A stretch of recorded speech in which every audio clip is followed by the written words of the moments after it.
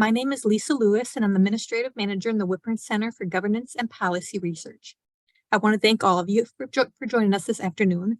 Before we get started, let me tell you a little bit about the Whitburn Center.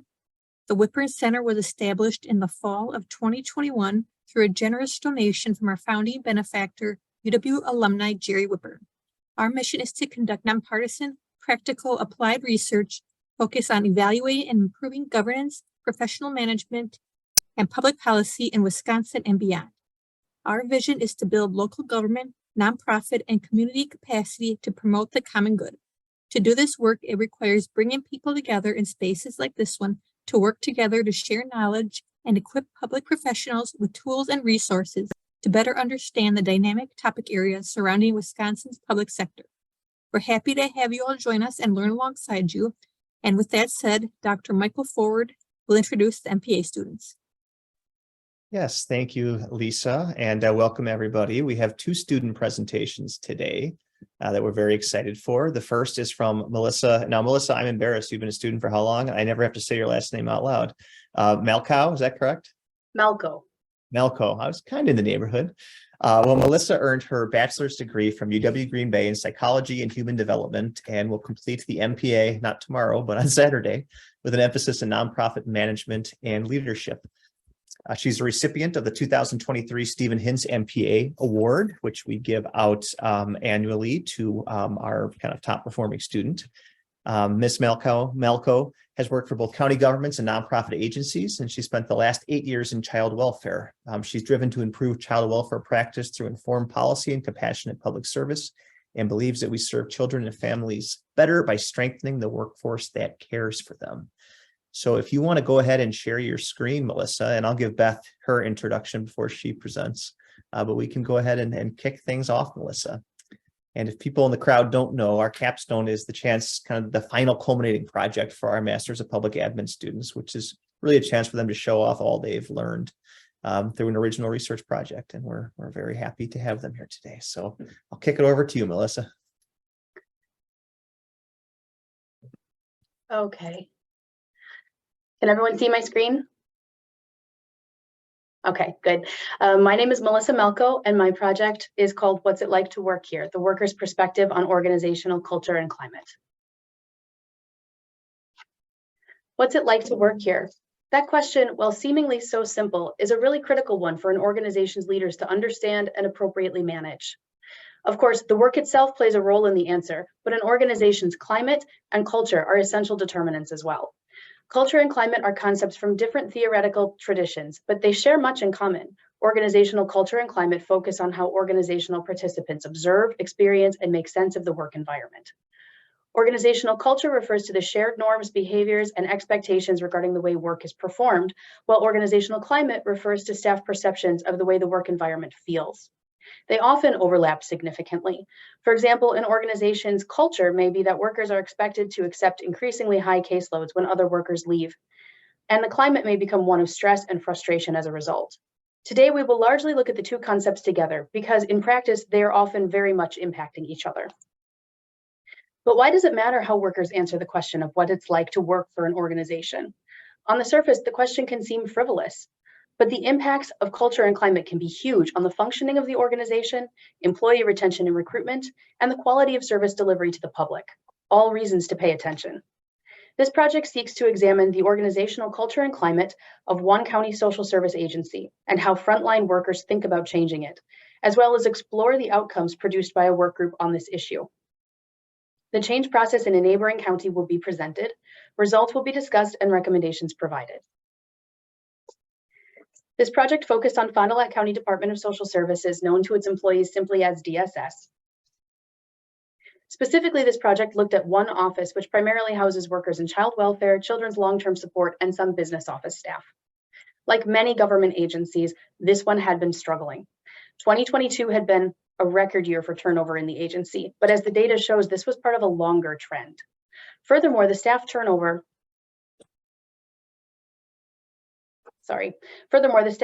wasn't equally distributed across all programs. The child welfare program alone had lost 20 staff by the end of 2022 out of the 39 lost. Just me. Out of the 39 Sorry lost about their that, whole Melissa. department. What? I said, sorry about that, making sure everybody else is muted here. You should be good. Okay. A turnover rate in child welfare of roughly 38%. This meant that child welfare caseloads were growing, with more and more work falling on the shoulders of fewer workers, increasing the risk of burnout. Exit interview data were pointing to a consistent complaint of lack of support being made by workers leaving the department, and especially child welfare. Survey. The survey was sent out through the email to all workers at the specified location. The decision was made to include all staff working at that location and not only in the specific program, because climate can be felt by all workers at a given work site. It is important to note that the survey was sent to leadership and supervisory staff as well as workers. Microsoft Forms was used for the survey. The survey was sent to about 80 total workers and 33 responses were received, a response rate of 41%. 4 of the responses indicated they were supervisors or leadership team, 5 were business office or clerical staff, 23 were social worker, case manager, family support worker staff, and 1 respondent did not identify job role. 45% had been employed by this organization for at least 3 years or less, dividing new and seasoned employees nearly down the middle. Overall satisfaction with the organization as an employer was a sharp bell curve, with 23 of 33 respondents feeling somewhat satisfied, and about equal numbers to each side. Workers were asked about professional opportunity and development, and here the results were more positive than in most other areas. More than half of respondents generally felt positively about opportunities for professional growth, the organization's dedication to their professional development, the job-related training, and the opportunities to apply talents and experience. Employees were almost uniformly dissatisfied with pay and benefits, with 82% responding neutral or lower. Performance of the leadership team was an area of specific negative regard as well, with 30% or less of respondents giving a better than neutral answer to having confidence in the leadership team, receiving enough communication from the leadership team, and feeling that the leadership team provides recognition and makes them feel valued. Less than 30% gave a better than neutral answer to the leadership team has communicated a vision for the future that motivates me. Slightly more than 1/3 gave a better than neutral answer that the leadership team cares about them as a person. Respondents were asked to select a variety of words and phrases to describe the current culture and climate. The results are indicated in this chart. The top 4 responses were tense, sink or swim, unhealthy, and favoritism. There were 0 responses for transparent or employee recognition, and only 1 respondent selected happy. At the end of the survey, there was space for additional feedback, which 9 respondents provided. The following are some examples of what respondents said. I do not think workers have a voice or are heard by higher management. I feel that a lot of workers are afraid to approach many supervisors or managers due to being yelled at or told to just do it and be a team player. We have lost a lot of strong and highly respected social workers due to the climate and toxicity at this agency. I have been at the point where I dread coming into work for several years. I want to consider coming into work fun, productive, and healthy, but over the last several years, it is just not. If you are not one of the favored, you are blamed for the negative environment, not given opportunities to grow and advance. Workers are not valued for their expertise, knowledge, longevity, etc. Rather, seasoned workers are devalued and at times appear to be discriminated against. The survey shows how the workers are experiencing the workplace culture and climate, but who sets the tone for that? Respondents were willing to spread out the blame, but it's clear the majority feel that supervisors and leadership carry the lion's share of responsibility, with 0 respondents selecting not at all in this category. This primacy of responsibility for culture and climate with leadership team is reflected again when respondents were asked if workers can affect change in the organization. Confidence varies about whether workers can make changes to the culture and climate, but no one thinks that they can do it without leadership supporting the change. Work group.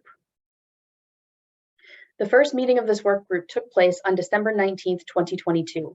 During the first session, this writer explained the purpose of the work group was to look at organizational culture and climate at this location and start taking steps to make changes. Discussion was encouraged, and during this time, one senior worker talked about previous initiatives to improve the workplace, which had ended in non-action by the leadership team. By the end of the first meeting, the work group had decided that they wanted to start by addressing topics of mental health and support for workers. During the second session, 2 ideas emerged as the initial action steps for the group. The first was that workers wanted weekly team meetings. A basic agenda was developed for team meetings, which would provide an environment of support from workers to each other. The goal was that these meetings would break from the usual top-down format of most team meetings at this organization, take pressure off the supervisors to lead and organize the meetings, and provide both support and enhanced team cohesion to workers. Another idea developed in this meeting was to use the recently retired deputy director's former office as a combined conference room and break room. No break room is currently available at this location. Both these suggestions are free, self-sustaining, and require very little supervisor effort, and were therefore determined to be promising starter sub-projects. 2 of the work group members met with the leadership team to present these action steps. Discussion occurred about this, but there was no consensus to take action on either item. When the idea about the break room conference room was presented, the interim director stated that the office would be used for another purpose for the next few months, and that as interim director, he would not make any long-term decisions about it, so the proposal would not work. There was no further discussion about either topic. The work group met again, and the results of the leadership team meeting were shared out. A work group member described this response as, "There was no constructive feedback." Another worker stated that this was reminiscent of work groups from years before. Quote, "We're presenting low-hanging fruit to them, and they are not receptive," end quote. There was some discussion that the leadership team is overwhelmed at this time because the organization is struggling, but workers were still left at a loss for next steps in the process when the first suggestions had met with indifference. Some conversation occurred that workers believed the leadership team had expected suggestions for fun activities and not what was presented. Work group members explained why fun activities were not their priority. Quote, "We have a bunch of burned out people, so when you try to present them with something fun, they're just like, no, thank you. They are so overwhelmed, they need to do all these things. Therefore, any fun activity presented just becomes one more thing they have to do." On the theory that the leadership team did not understand what workers meant when requesting support, time was spent during this work group session to develop a list of concrete examples for the leadership team of what support looks like in action. Workers were stuck when it came to how to get this list to the leadership team, however. If it was emailed, workers felt it would be ignored. If it was presented at a leadership team meeting, workers felt the leadership team would feel attacked and become defensive. If one worker took it to the manager or director, workers feared a shoot the messenger effect. One of the workers said, "It's hard when we can't even communicate with the supervisory team what we need." Finally, the work group chose to have this list given to the human resources manager. The work group was advised this writer would no longer be running the work group, and they were invited to continue. They chose not to continue as a work group because they felt that the leadership team would not be receptive to their requests, but were open to revisiting the matter at a later time. Discussion. On the surface, the results from the work group support the results from the survey, that workers can't make any effective changes to the culture and climate without the leadership team's support and involvement. However, I would argue that the larger takeaway here is that the leadership team can't make any effective change without gaining worker buy-in, and that they won't be able to do that until they address the workers' bottom line needs. Further efforts to organize fun events will continue to be met with mixed or minimal results in improving overall organizational culture and climate at this organization for 2 main reasons.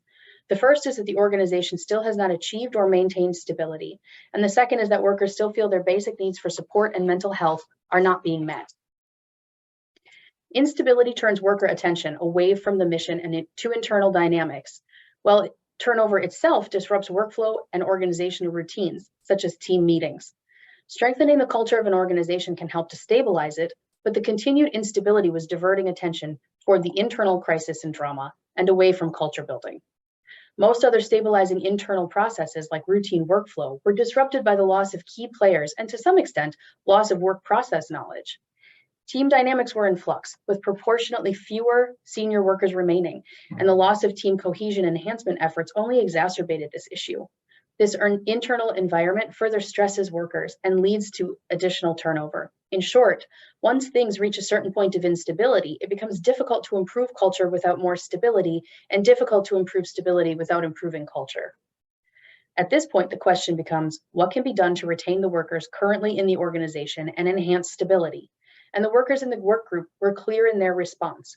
They want more support and can describe what it looks like, and they want more attention given to their mental health because they are doing a stressful job in a chaotic environment and it's taking its toll on them. Maslow's theory on the hierarchy of needs discusses physical needs, but parallels can be drawn to a work environment where psychological safety and mental well-being are not ensured.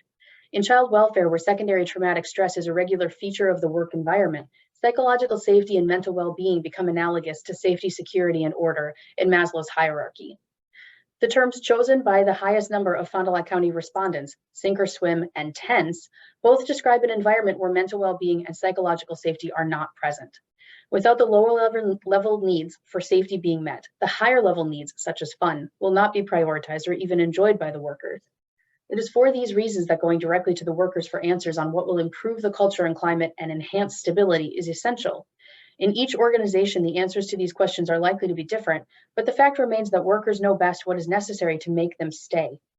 Without stemming the tide of turnover, the organization's stability will be continually undermined, and the climate of the organization will become increasingly negative as workers feel burned out and overwhelmed, leading to more turnover.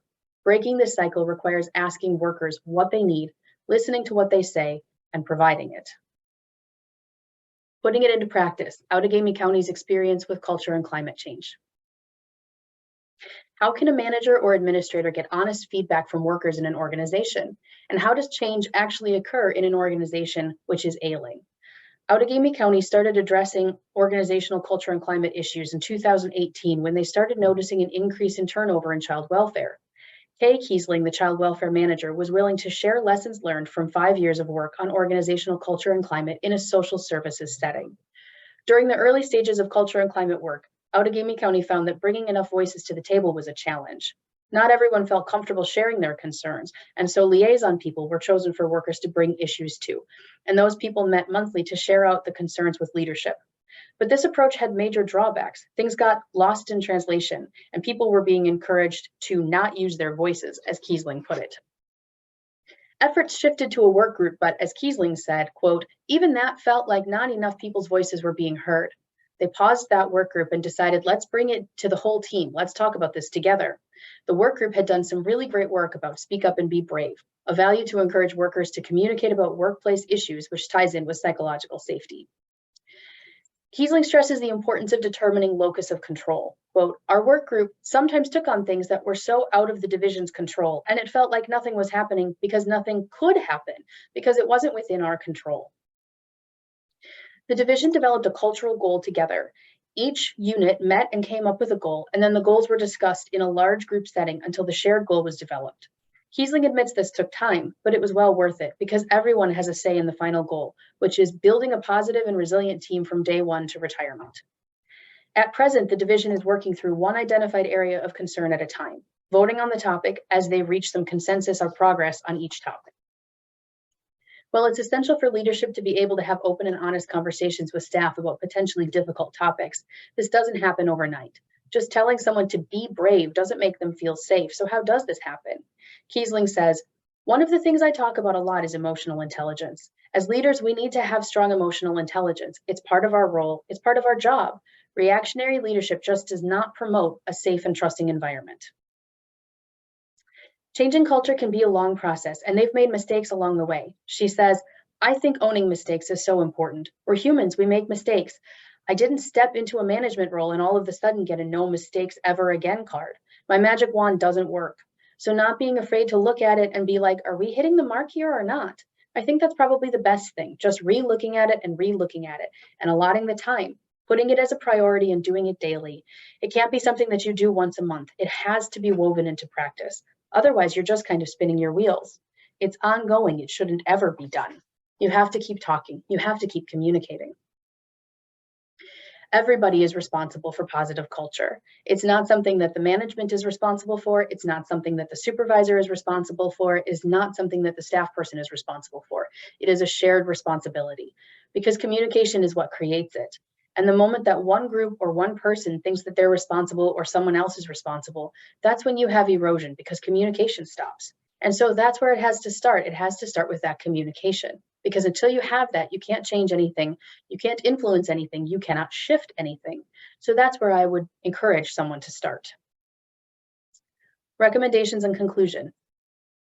Creating psychological safety in the workplace is key to shifting the culture. Workers who don't feel safe to speak up about their concerns either won't or can't provide leadership with the direction needed to make effective changes. Psychological safety allows workers to share ideas without fear or reprimands or ridicule, and allows workers to try new things without fear of being penalized for mistakes. Two places to start building psychological safety are by reframing failure as learning opportunities, for instance, and by emphasizing the necessity for workers to voice their needs and ideas. Kiesling describes this work in her organization as Speak Up and Be Brave. Doing this work of opening up communication and creating a safe environment for workers to share concerns, suggestions, and grievances without fear of retaliation or consequences takes time and commitment. But once an organization has committed to creating a psychologically safe work environment in order to start improving organizational culture and climate, what more can they do? Start with definitions. In Fond du Lac County, workers kept asking for support, and the leadership didn't know or agree about what they meant by that. When working on creating psychological safety or on culture and climate issues, spell out and come to consensus on what is being discussed or worked toward. Kiesling provides the example of each unit working on the cultural goal so they all share the vision of what they're working toward. Invite the elephant into the room. Workers know why their coworkers quit. Leadership often does too. Use exit interview or employee survey data and demonstrate to workers that honesty, transparency, and reality are part of the discussion. Help the workers achieve a win, even if it takes creative thinking. In Fond du Lac County, workers asked for a specific large empty office to be made into a break room. The workers were denied the request and ended up feeling discouraged and as if leadership would repeat the patterns of the past in denying or ignoring all suggestions. This led to the workers declining to continue the work group. Some brainstorming, such as offering a different office, or even a commitment to keep the issue on the table for a few months down the road, could have kept the workers feeling engaged instead of dejected. Keep going. As Kiesling points out, this work isn't ever really done. Workers' needs shift over time, best practices do as well. Continuing the conversation about culture and climate keeps the matter out in the open and prevents backslides in gains. Workers cannot do it alone, but neither can leadership. It takes all parts of an organization working together. Improving organizational culture and climate needs to be a joint effort, and it all begins with creating open and honest communication. Organizational culture and climate isn't the only reason turnover occurs in organizations, but it is something organizations can work on and positively impact. By putting in the effort to create an environment of psychological safety and valuing worker input, it is possible to enhance culture and climate over time. It is not an easy task, but it is the absolute groundwork, the foundation on which improvements to the organization, increased worker retention, and excellent service to the public can be built.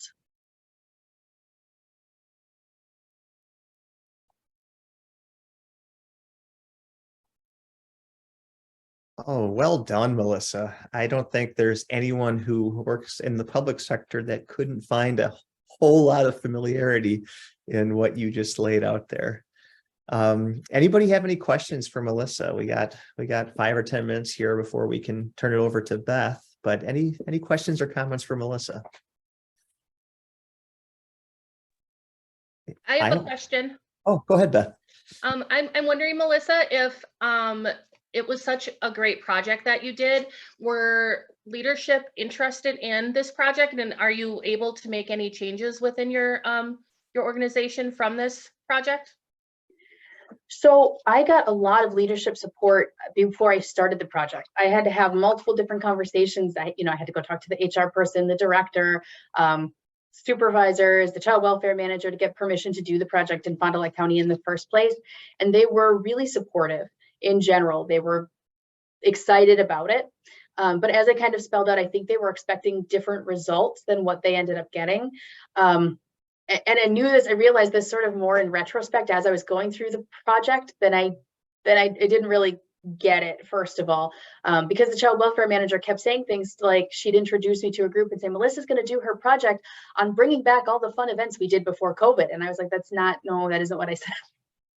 And this happened a couple different times and I kept not really getting this message, which is why later in the paper I talk about she really wanted us to just be bringing back some fun events. She didn't want to be, I don't think she didn't want to be getting what the workers were asking for, but I also don't think she was envisioning something that was going to wind up being so focused on communicating. Like what they were doing in Outagamie County is a huge amount of work group meetings and talking this through and they got survey data and they're keeping all of that front and center. Like Outagamie County actually has a wall in their building where every single line item that came up during their survey results is printed out on a sheet of paper and taped to the wall. Like, we're going to address all of this someday.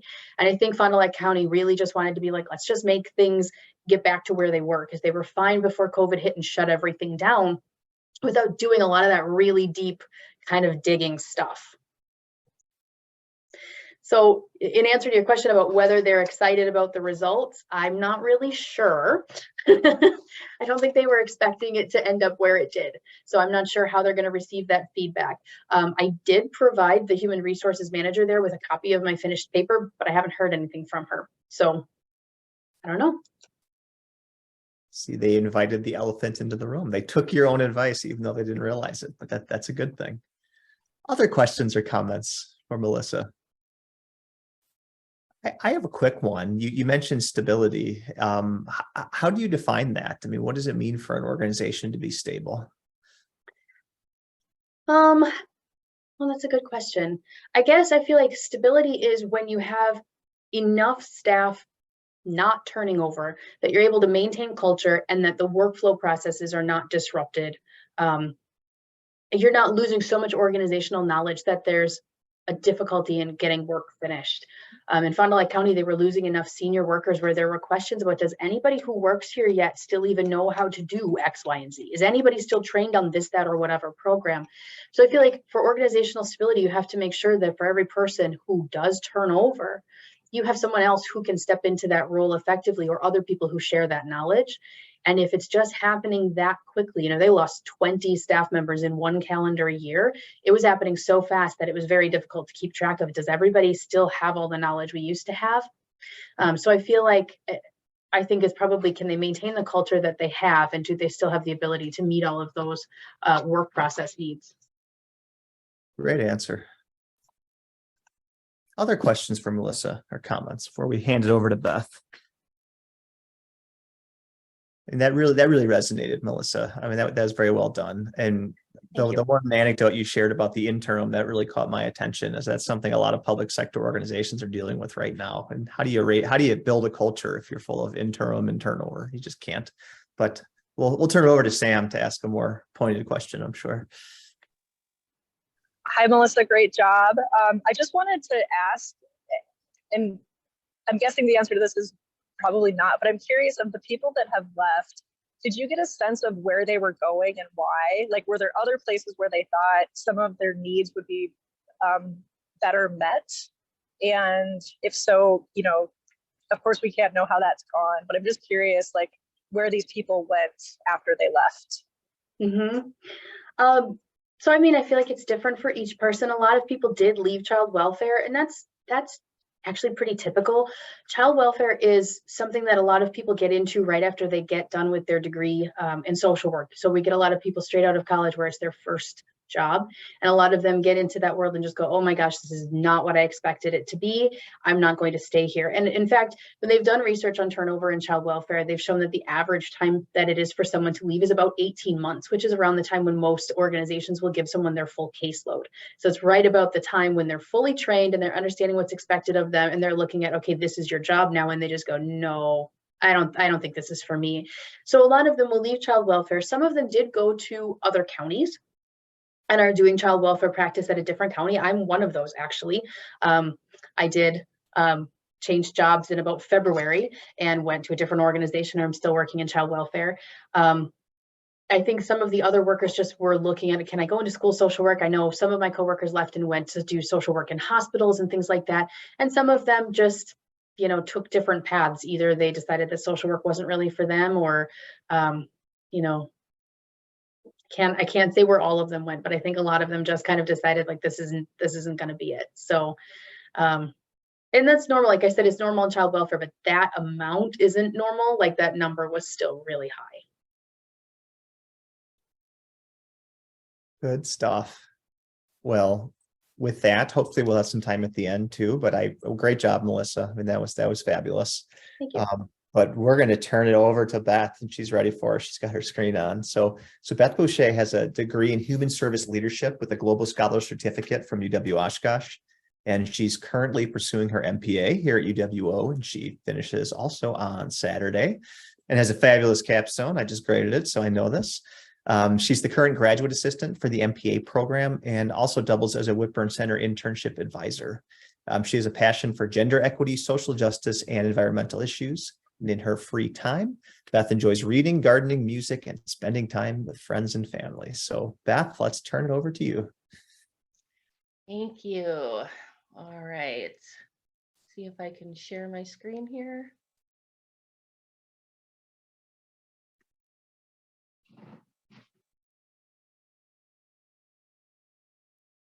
All right, can everybody see it? Yes. Okay. All right, so first of all, I just want to say again, great job to Melissa. That was an awesome project. And I want to say thank you to the Whitburn Center for this opportunity to share my research, and thank you to everybody that came to listen today. So the title of my project was, or is, studying the impacts of unmet needs on graduation rates for caregiving students at the University of Wisconsin-Oshkosh.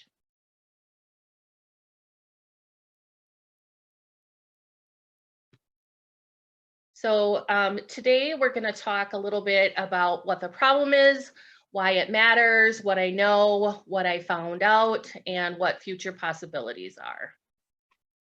I hypothesized that unmet needs contribute to the inability of caregiving students to complete a college degree, and that meeting the needs of caregiving students will positively impact the ability of caregiving students to complete a college degree.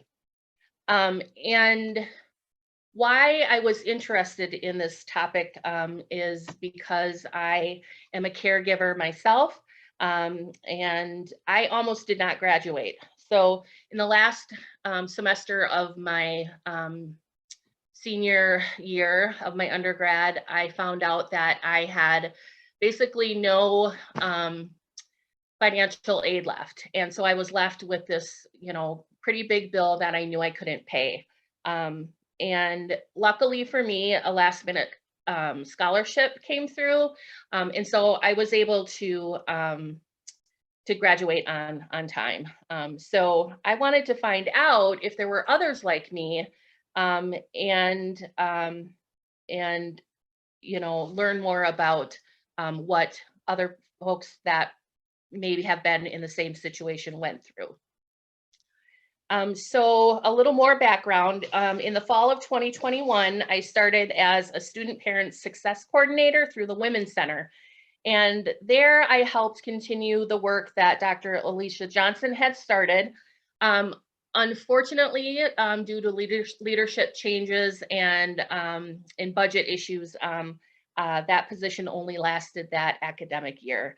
But for this project, I really wanted to marry my experience there and what I had learned in the MPA program. So caregiving students can be defined as people who have enrolled in a higher education program and have additional caregiving responsibilities. It should be noted that pregnant and parenting students are safeguarded under federal Title IX protections. However, these protections they don't cover everything. And many students have shown, and studies have shown, that additional supports beyond these protections are needed in order for students to be able to equitably be educated compared to those of your typical college student. They need to be able to have the same experiences. And it should be noted that there are 4.3 million undergraduates with children. So this translates to about 1 in 5 caregiving students on campus. Non-traditional college students populations are they're on the rise. There's just a huge explosion happening right now. And within the next 5 years, those numbers are expected to nearly equal the number of typical or straight from high school college students on campus.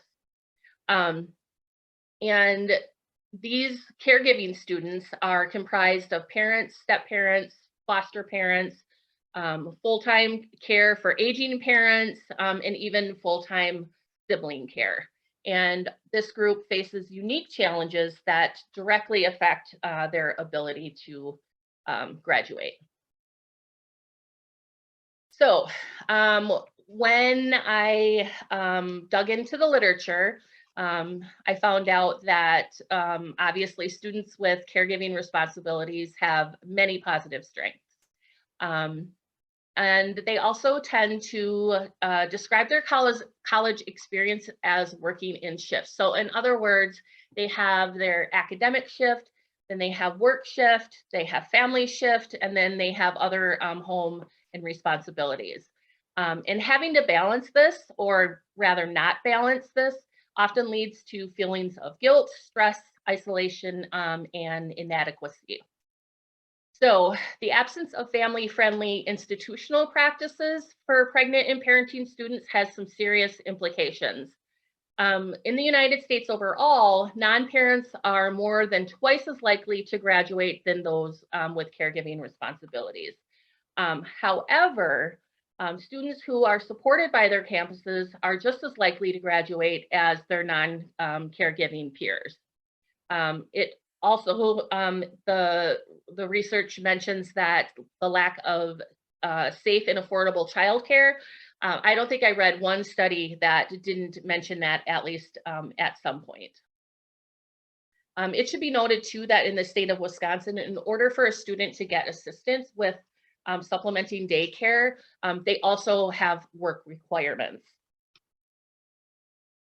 All right, so the research objective for this project was to obtain information about the academic and personal lives of undergraduate students with caregiving responsibilities, and to use this information to discover the challenges that these students face that can often lead to not graduating.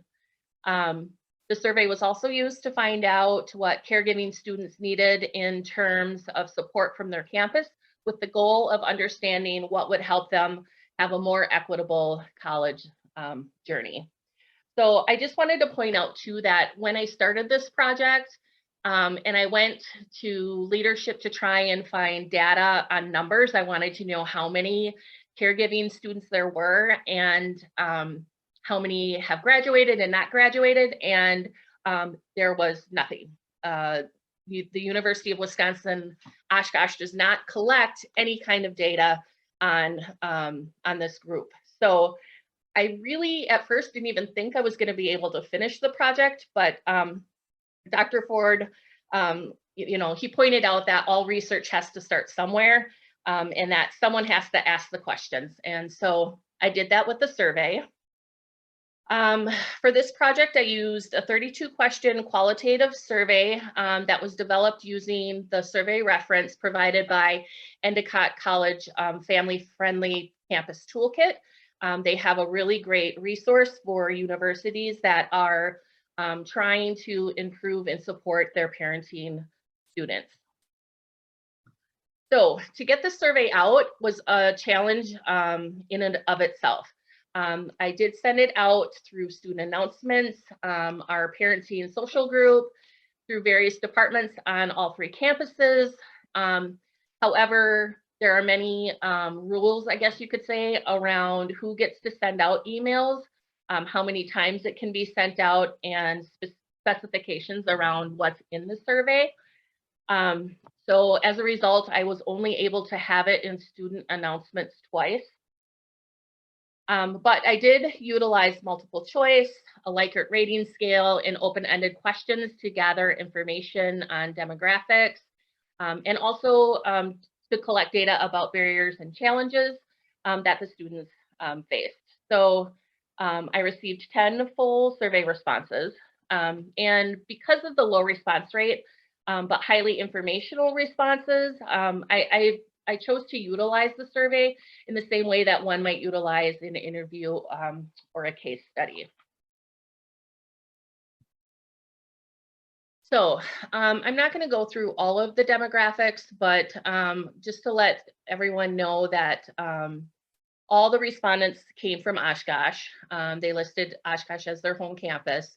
7 of the 10 were transfer students. And when asked how far they are in their degree progression, the answers ranged from 2 to 4 years or 4th year. I really thought it was interesting that 3 of the people answered that with other or I don't know. So that would be definitely an area for further research, but my guess would be that either they are undeclared majors and don't know exactly how much longer they have, or they're at risk for dropping out and maybe don't know how much longer it's going to take them. 70% of the respondents were female, 20 non-binary or gender non-conforming, and 1 identified or 10% identified as male. So more demographics. 8 of the respondents said that they did not consider themselves single parents. 8 disclosed that they are first generation students, and half the respondents received a Pell Grant. And those two answers are important because we already know that first generation students require some extra help navigating the college system. And if you receive a Pell Grant, there are financial implications to that. So those are important things to keep in mind. I had a wide range of ages of folks that took the survey, a wide range of how many children they have, and the age group of those children. But I do want to say that this is just a small snapshot, and it requires a more deeper investigation because with my experience when I was working through the Women's Center, these demographics don't reflect the folks that I was working with at that time. Okay, so analyzing the data. When reviewing the qualitative questions minus the demographic inquiries, it was very clear that a lot of the themes and the major issues were overlapping. However, 4 major areas of interest appeared, and they were finances, academic, mental health, and childcare. I also had 2 subcategories that I put things in, and those were supports and suggestions. And then the quotes and the extra information that folks shared went into those categories. And from this information, I was able to see that the data from UWO surveys closely matches that of the national data found in the Lit Review. Okay, so finances. Caregiving students take on more debt than your typical student. Half of the respondents made use of Pell Grants, and over half utilized state Medicaid health programs. And this is important to think about because in order to qualify for state Medicaid, you have to be at or below the federal poverty level, which for a family of 4 is around $2,500 a month. And all of these financial implications lead to added stress, and the chances of dropping out then rise. It's also important to note that single women and BIPOC folks are even more burdened with financial responsibilities. So academic-wise, like I had mentioned, caregiving students and non-traditional students have, they tend to be above average students, but they have higher dropout rates. And with the survey, I found out that about 30% of UWO students have considered leaving before giving their degree. And the reason for this was starting caregiving responsibilities, lack of flexibility around classwork, absences, time management, family commitments. And it should be noted that 100% of the respondents listed academics as one of the top 5 causes of stress. So one of the quotes that was noted was that they said that they had difficulty working with fellow students, And that doesn't necessarily mean that they didn't get along in the classroom. It has to do more with group projects and time and being able to schedule when folks can work together. They also were quoted as saying it's difficult to attend certain classes due to the times listed and time management and an inability to network. And I think that one is also an important one to note because non-traditional and caregiving students don't always get the same opportunities to attend networking and out in events that happen outside of class. So the mental health aspect. So 43% of caregiving students experience extreme stress, and that's a national status, but all of the survey responses noted that they experience some level of stress. And this stress comes from a variety of sources, with 70% of the caregiving students feeling some sort of isolation very often. And I thought that it was poignant that 80% never interact with other caregiving students. And most do not participate in extracurricular clubs, sports, or activities. So they were quoted as saying, balancing my school workload and spending time and caring for my children, it gets really stressful to try and get homework done while also helping my kids with their homework. They also mentioned feeling overwhelmed and lack of support for other non-traditional students in general. Most activities and non-class programming seem very geared toward young adults with much less responsibility.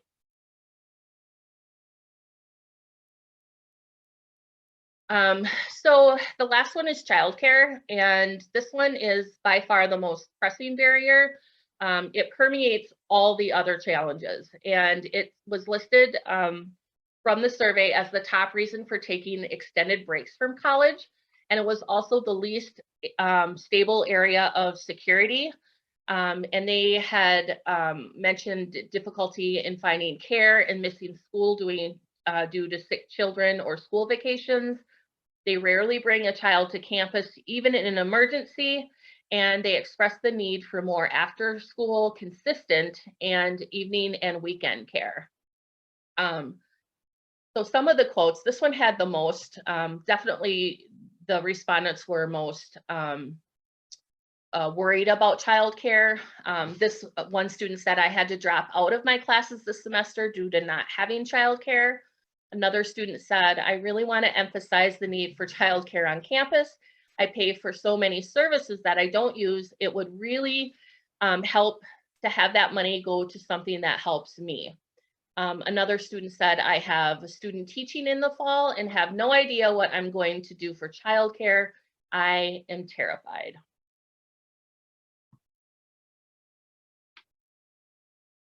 So, how can we do better? So I'm going to talk about some of the supports and things that the students are asking for that would help them get through their college experience. So when it comes to mental health and social supports, they asked for family activities on campus, a place for caregiving students to gather on campus, formal or informal counseling, parenting information, education, or help. A student had noted that being a caregiver can be isolating and stressful. Some self-care workshops, classes, retreats, or opportunities for help managing these issues would be a nice addition. And when asked about who has helped the students the most, they had talked about family as supports. And actually many had mentioned professors and faculty being supportive, and a blessing, one student had said. Unfortunately, one student said that no one had helped them. And I just want to let that sink in a little bit because it's a travesty to even have one student feel that way. So for academic supports, an office or center dedicated to the needs of caregiving students, small emergency financial grants were mentioned, and on-campus family-friendly housing. So as far as academic supports go, more classes offered on nights and weekends, priority course registration, and child-friendly study spaces were mentioned. And again, though, childcare was the one that they most talked about, asking for financial assistance for childcare, backup or emergency childcare, drop-in childcare, on-campus affordable care, parking priority, after-hours care, and some childcare referral assistance. One student is quoted as saying, "I don't know if this survey will make a difference, but I am begging for help here. I have one semester left and I need help in order to get through this." As mentioned before, childcare issues were mentioned throughout the whole survey. And, you know, with the campus child care center closing, or the recent announcement of the closing, it's kind of a hot button issue right now, but I think we can see that for the sake of our students and faculty, this is a vital service that needs to find a way to continue. So limitations and future research. So I talked a little bit about some of the limitations, but the unavailability of the total number of caregiving students was definitely a limitation. There was no numbers there. I would say also that no person identified as pregnant, so that population was not represented. No one from either Fox Cities or Fond du Lac took the survey, so that's a limitation. And even though UWO is a predominantly white institution, it doesn't reflect, like we need representation from the other folks. So for future research, there are many possibilities to gather more quantitative information, research regarding retention, admissions, graduation numbers, and studying the impacts of graduation of these students on the economy would also be a really great future study as well. Let's see here. So in conclusion, caregiving students are a growing population that needs to be considered at a higher level when planning for the future at UWO. Better supports all around will have a significant effect on enrollment, retention, and graduation rates.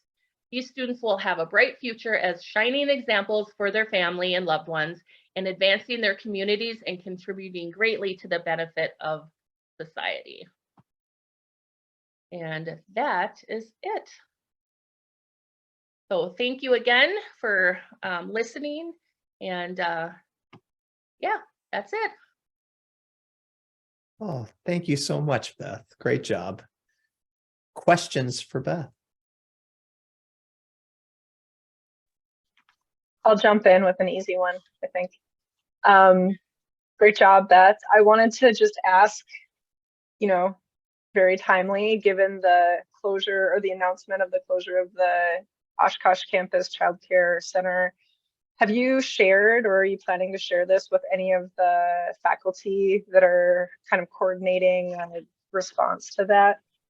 Yes, so that's a great question. There was a meeting yesterday, and I did mention that, but there was also they're forming like a task force at this point. And so they had everyone fill out a Google form. And so I did offer up this information.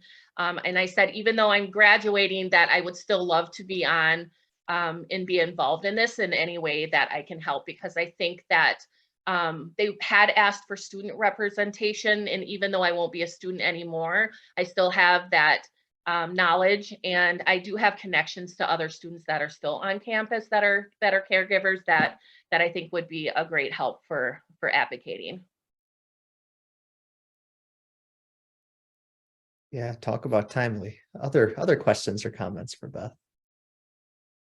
Was there anything that surprised you, Beth, that you found?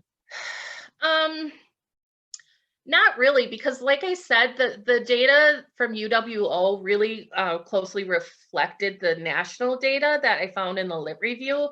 And I'm also a part of the UW system task force for students. And this is happening everywhere. And people are recognizing that the demographic shift is changing, and that we all need to have these supports put in place in order to kind of not only attract, but keep those students on campus. Go ahead, Ben, you have a question? Well, Beth, great job, and Melissa, great job to you also. Beth, you talked a little bit about some of the additional research that could be out there. If you could continue it, what do you think your #1 focus would have been as phase 2? If I had more time, I think I would have done a little bit more bugging of leadership to get some more data. I was really hoping that I could at least get the number of people that said they had dependents from financial aid, because that would give us a better knowledge of how many students on campus have caregiving responsibilities. I also, I think, would have done a little bit, I would have used a different technique in gathering the data. So I probably would have used a QR code and like put a stand up around different buildings on campus to try and nab those student parents coming to and from class. Because then I think I could have gotten more information that way. But one of the big things that could kind of take care of that problem in general is to just put that question on the systems application. Are you a caregiving student, or do you have caregiving responsibilities? That one question would give us all the information as far as how many right there. So that's one thing that's been going around that they're trying to do, but it's not easy. And some of the other states, because I'm part of a national group as well, they had to go all the way to legislation, and they had to introduce that as a bill in order to collect that kind of data. Go ahead, John. Oh, hi, everybody. I'm John Donahue. I'm just starting out in the program. Are you able to see me okay? Oh. We were, but there you are. Thank you, Beth, for a great presentation. I just wanted to add maybe another layer to this. I was a few years ago a university instructor in Virginia, and then I became a campus director for that university. The vast majority of my students were adult learners, and the vast majority of those were also students with dependents. And I found that, I guess the operative phrase that I'm projecting here is support group, because the population of students was vastly adult learners and caregivers. They provided their own support group. So informally, as they formed their own social groups, they were able to provide that extra layer of support to each other to navigate not only the problems and challenges of education, but the problems and challenges of managing their lives outside of the campus. So operative word, support groups within the student body structure. Yeah, absolutely. And I think that sometimes these students, if they're not all grouped together, they feel almost invisible on campus. And so it's been hard for them to kind of connect with other parents. I did try and do like an informal online support group when I was at the Women's Center, but I think that I wish I had this information before starting that, because I would have had it held at a different time and maybe disseminated the information at in a different way, and then it would have been more successful than it was. But you're right, and it just really takes one person to do it, to get it started. Well, great job, Beth. Great job, Melissa. We're up against it. Just as a closing remark here, I want to thank you both for your sharing your capstone presentations, and thanks everyone who was able to come here today to watch this. If you have any further questions, please email the Whitburn Center at whitburncenter@uwosh.edu. Also want to bring your attention to 2 upcoming events. We have today at the Boys and Girls Club in Oshkosh, Dr. Larson and her killer team of, maybe that's a bad word, but talented team of student researchers will be presenting their work on the partnership, evaluating the partnership between, get me, if I'm saying this wrong, let me know, Sam, the Oshkosh Area School District and the City of Oshkosh to provide free busing, and they're doing it in contract with the Winnebago County Health Department. And that should be a cool event. We also have a Wednesday, May 24th in-person event at the Culver Center on UW Oshkosh's campus from 5 to 7 p.m. The event is titled Exploring the Viability of Fire Districts in Wisconsin. We'll be presenting, myself and Renee Christensen, another MPA student, we'll be presenting results of a survey we did of fire chiefs throughout the state of Wisconsin in collaboration with the Wisconsin State Fire Chiefs Association. And we'll also have a panel of fire chiefs there to talk about it. And due to the hard work of Lisa Lewis, we're even going to have like refreshments and stuff. You know, anytime there's actual refreshments and planning, that someone else was involved but me. So this is good. So with that, thank you everybody. And for the students, good luck finishing up your semester, and excited to see you walk on Saturday. And thank you, Lisa, for all your work on this.